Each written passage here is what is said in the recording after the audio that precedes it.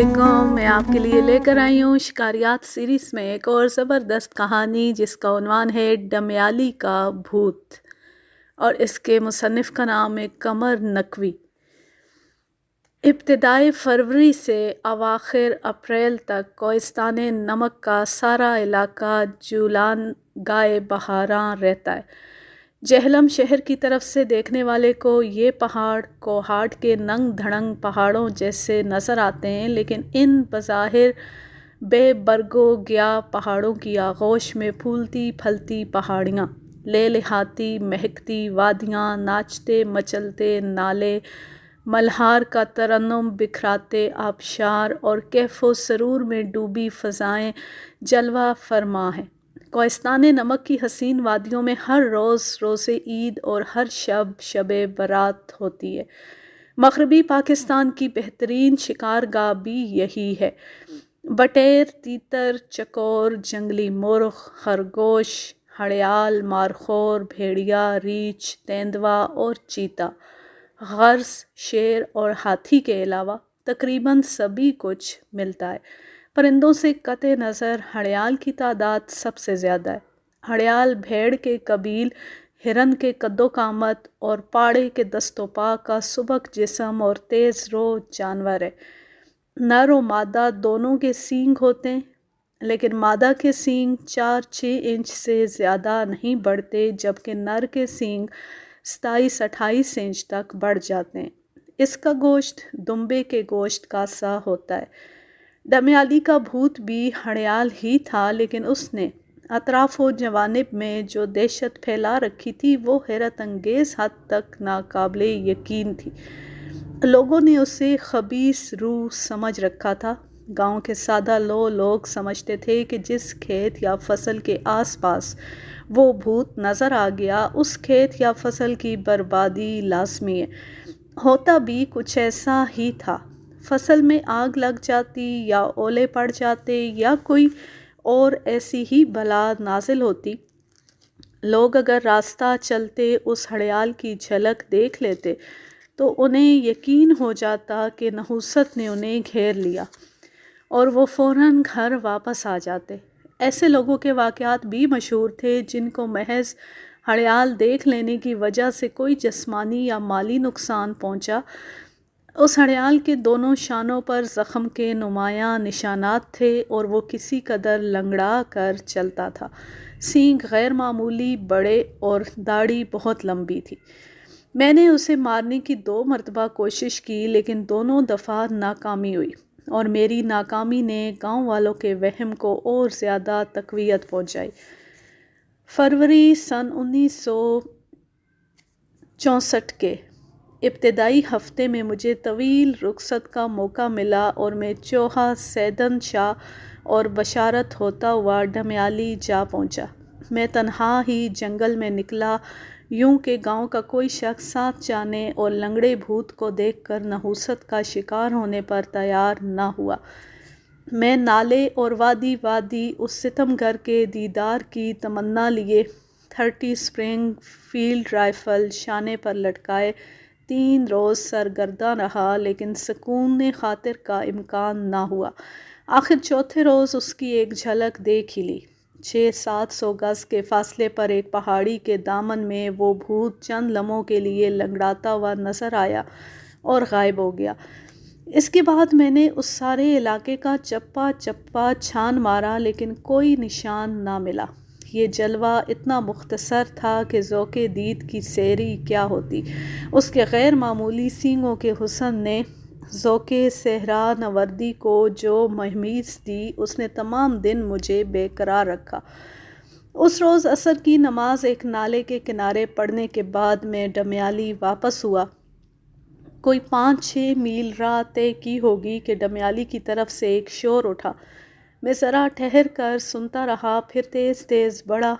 थोड़ी देर बाद उस पहाड़ी के दामन में आ गया जिस पर शोर हो रहा था, और आगे बढ़ा तो कई देहाती नज़र आए जो मुझे देखकर करीब आ गए। दरअसल डमियाली जाने वाले रास्ते पर एक बहुत बड़ा सांप पड़ा था। मैंने उन लोगों से कहा कि किसी लाठी डंडे से इसे मार दो। انہوں نے جواب دیا کہ سانپ اتنا بڑا ہے کہ ڈنڈے سے نہیں مارا جا سکتا، اور مصر ہوئے کہ میں اسے مار دوں۔ میرے پاس رائفل تھی، سانپ رائفل سے نہیں مارا جاتا۔ ان کے اصرار پر مجبور ہو کر میں نے کہا کہ اگر کوئی شخص گاؤں جا کر میری 12 بور کی بندوق اور کارتوس لے آئے تو مار سکتا ہوں۔ فوراً ہی 2 آدمی دوڑ پڑے اور ذرا دیر بعد میری بندوق لے آئے۔ ڈمیالی جانے کا یہی ایک راستہ تھا۔ راستے کے دائیں جانب گہرا کھڈ تھا اور بائیں جانب اونچا پہاڑ۔ سانپ غالباً کھڈ کی طرف سے آیا ہوگا۔ وہ اس طرح پڑا تھا کہ اس کا نصف جسم کھڈ کی طرف اگی ہوئی جھاڑی میں تھا، جسم کا چند انچ حصہ پگڈنڈی پر اور باقی بائیں جانب جھاڑی میں، گویا اس کے جسم کا صرف چند انچ حصہ نظر آتا تھا۔ میں نے اسی نظر آنے والے حصے سے ذرا آگے نشانہ لیا، اس خیال سے کہ اس کا سر کہیں قریب ہی ہوگا، اور کوئی 15 فٹ کے فاصلے سے فائر کیا۔ شامت اعمال کے جس جگہ چھرے لگے وہ اس کی دم کا بالائی حصہ تھا۔ خدا کی پناہ! ادھر فائر ہوا، ادھر کھڈ کے کنارے سے ایک غضبناک ناگ نے پھن پھنا کر سر اٹھایا اور مجھ پر حملہ کر دیا۔ میں وہ دہشتناک منظر کبھی نہیں بھول سکتا۔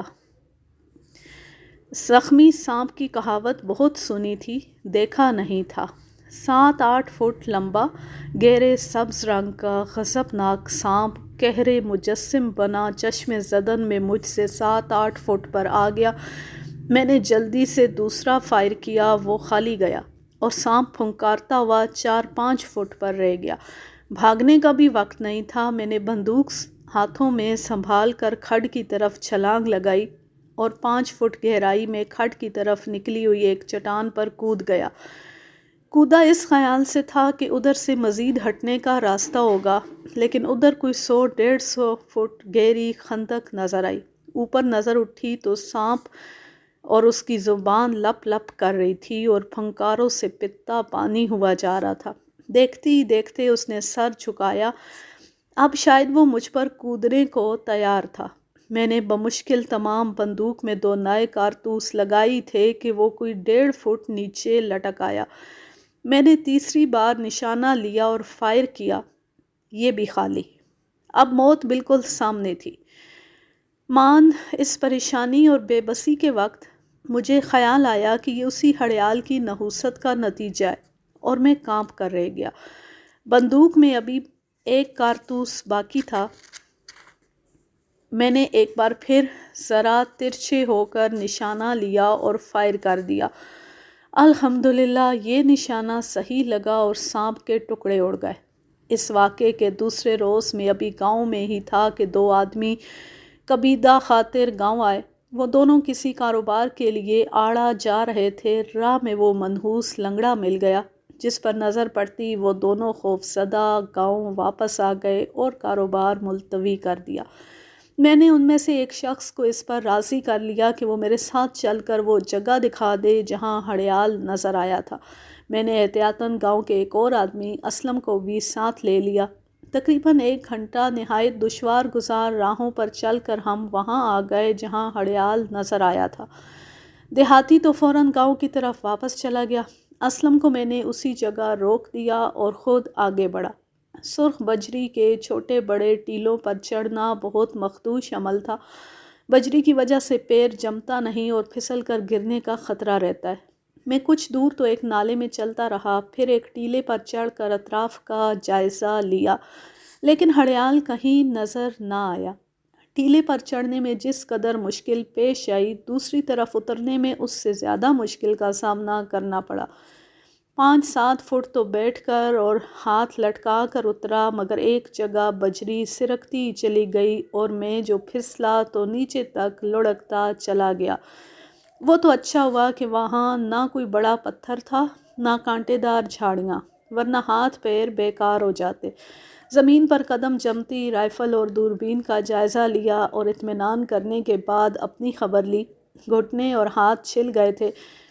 ایک کے بعد دوسرا اور دوسرے کے بعد تیسرا ٹیلا اسی طرح طے ہوتا رہا، اور آخر چوتھے ٹیلے کی چوٹی پر پہنچتے ہی نظر سامنے کے نسبتاً شاداب پہاڑ پر گئی تو کوئی 700 گز دور ہڑیال نظر آیا۔ میں فوراً ٹیلے کی آڑ میں دبک گیا، ذرا دیر سانس درست کی، حواس جمع کیے اور پھر الٹے پاؤں واپس ہوا۔ اب وہ وقت تھا جب کہ شکاری کی ساری صلاحیتیں بروکار لا کر حصول مقصد میں معاونت لینی تھی۔ ٹیلے سے اترتی میں نے ہوا کا رخ دیکھا۔ براہ راست میری بو اس تک پہنچنے کا اندیشہ بہت کم تھا، تاہم میں نے فوراً مشرق کی طرف ہٹنا شروع کر دیا تاکہ بو پہنچنے کا کوئی امکان باقی نہ رہے۔ ساتھ ہی میں کئی میل کا چکر لگا کر اس پہاڑی کی طرف بڑھنے لگا جس کے میدان پر وہ بھوت کھڑا تھا۔ میں نے 9 بجے ہڑیال کو دیکھا تھا اور 11:15 بجے تک نالوں میں بھٹکتا، جھاڑیوں میں الجھتا اور بجری پر پھسلتا آخر کار اس پہاڑی کی پشت پر آ گیا جس پر وہ لنگڑا جھاڑیوں کی نرم کونپلیں نوچ رہا تھا۔ میرے اور اس کے درمیان اب صرف ایک بلند پہاڑی حائل رہ گئی تھی۔ کبھی مجھے خیال آتا کہ ہڑیال بھاگ نکلا ہوگا اور میری کوششوں محنت ضائع ہوگی، کبھی خیال آتا کہ یہ ہڑیال کوئی خبیث روح ہے اور اس کی نحوست مجھے بھی متاثر کرے گی، لیکن ان تمام خیالات پر اس کی ہلاکت اور سینگوں کے حصول کا ارادہ غالب تھا۔ اب اور زیادہ احتیاط کی ضرورت تھی۔ میں پیٹ کے بل ایک ایک انچ رینگتا اوپر چڑھنے لگا۔ دل کی حرکت کا یہ عالم تھا جیسے ابھی سینے سے نکل بھاگے گا۔ سانس جیسے اکھڑ گئی تھی، حلق میں کانٹے پڑ رہے تھے اور گھٹنے اور کونیاں لہو لہان ہوئی جا رہی تھی، لیکن میں آگے ہی آگے بڑھتا رہا، حتیٰ کہ اوپر پہنچتے پہنچتے بالکل بے دم ہو گیا۔ ایک گنجان جھاڑی کی آڑ میں لیٹ کر میں نے رائفل سامنے رکھی اور دوربین کے ذریعے ہڑیال کو تلاش کرنے لگا۔ میں جس جگہ تھا وہاں سے کوئی 500 گز شمال کی طرف جنگلی بیری کی جھاڑیوں کے سائے میں ہڑیال کھڑا تھا، گویا میری اتنی مشقت کے باوجود فاصلہ بدستور قائم تھا۔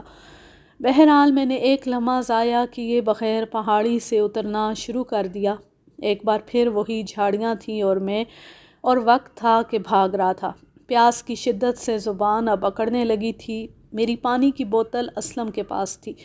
گرتا پڑتا میں آخر اس پہاڑی تک بھی آ گیا اور رہی سہی قوت جمع کر کے ایک ایک انچ سرکتا پہاڑی کی چوٹی پر پہنچ گیا۔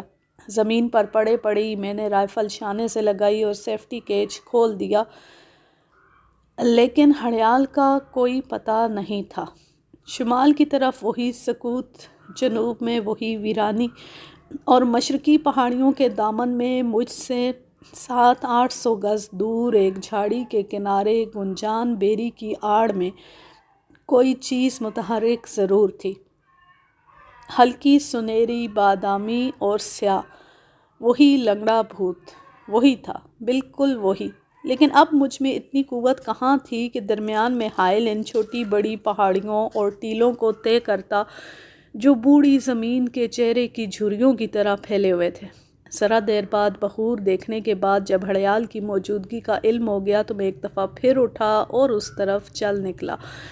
میں گھسٹتا رہا۔ پیاس اور تھکاوٹ کا یہ عالم تھا کہ نظر کسی شے پر پوری طرح جمتی نہیں تھی، ہر شے تھر تھراتی اور لرزتی نظر آ رہی تھی۔